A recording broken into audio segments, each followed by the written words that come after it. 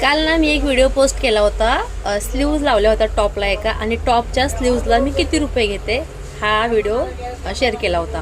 कारण खूप साऱ्या ताई विचारतात आणि त्याच्यामध्ये मी सांगितलं होतं की तुम्ही किती रुपये घेता हे मला कमेंट सेक्शनला सांगायचं आहे. खूप साऱ्या ताईंनी खूप साऱ्या कमेंट केलेल्या आहेत, अजूनही कमेंट चालूच आहेत. आणि त्या कमेंट मी नजरेखालनं घातल्या, फक्त कोणालाही रिप्लाय मला द्यायचं म्हणजे त्यावेळेला असं वाटलं की अरे बापरे, म्हणजे प्रत्येकाच्या एरियाप्रमाणे प्रत्येकाच्या मेहनत तर तेवढीच असते, मेहनतीत काही कमी नाही. कारण टॉपला बाही लावायची आहे तर टॉपला बाही लावायचीच आहे, मग ते कटिंग करायचं असो, स्टिच करायचं असो, फिटिंग करायचं असो, पण टॉपला बाही लावायची आहे. म्हणजे टॉपला बाही वेगळी आहे आणि ती इथं अटॅच करेपर्यंत एखादी स्टेप कमी होऊ शकते किंवा एखादी स्टेप जास्त होऊ शकते, मेहनत तर तेवढीच आहे ना. पण अक्षरशः मला एवढं वाईट वाटलं की एका ताईने तर असं लिहिलं आहे की आमच्या इकडे ताई 10 रुपये घेतात तेही जास्त वाटतात, 20 रुपये घेतात तेही जास्त वाटतात. की टॉप फिटिंग करायला जर एखादी ताई आली आणि तिला जर आम्ही 10 रुपये किंवा 20 रुपये सांगितले तरी स्वतः म्हणते बापरे एवढे पैसे.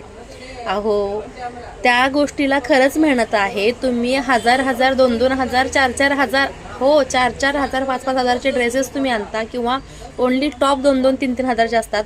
काल माझ्याकडे संध्याकाळी पुन्हा 2 टॉप फिटिंगला आलेले आहेत आणि उंची कमी करायला आलेले आहेत. तो एक टॉप 1200 1500 या रेंजमधला आहे.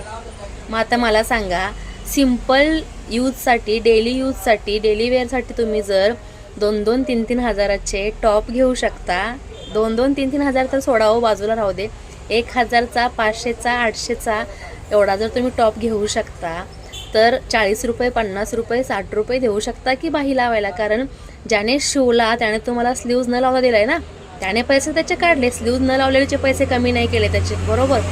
पण तुम्हाला जर स्लीव्ज लावल्याशिवाय तो घालूच वाटत नाहीये तर त्या करणाऱ्याची मेहनत असते ना.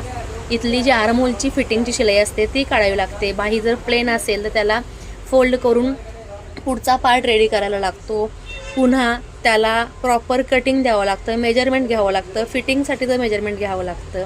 मग हे सगळं करणारीला 30 40 रुपये 50 रुपये तुम्ही जर दिलात तर किती मोठी गोष्ट आहे नाही का, असं मला वाटतं.